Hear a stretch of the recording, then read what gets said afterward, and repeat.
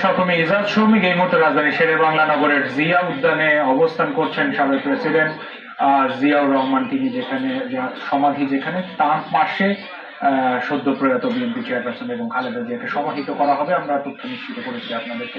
আমাদের সহকর্মী সেখানে আছেন, আমরা তার সরাসরি নিশ্চয়ই সেখানে প্রস্তুতির ব্যাপার রয়েছে, আমরা জেনে আসতে চাই সেই প্রস্তুতির সর্বশেষ কি অবস্থা। শ্রমিক জানাবেন যে এখন পর্যন্ত সেখানে কি প্রস্তুতি, যেহেতু আগে করা হবে।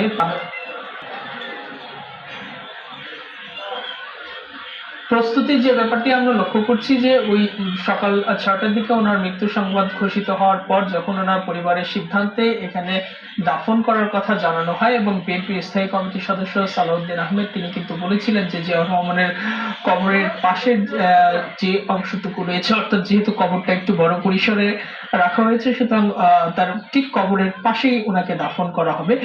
এবং তারই ধারাবাহিকতা দেখতে পাচ্ছি যে কিছুক্ষণ আগে থেকে, অর্থাৎ এখন থেকে ঠিক 10 মিনিট আগে এই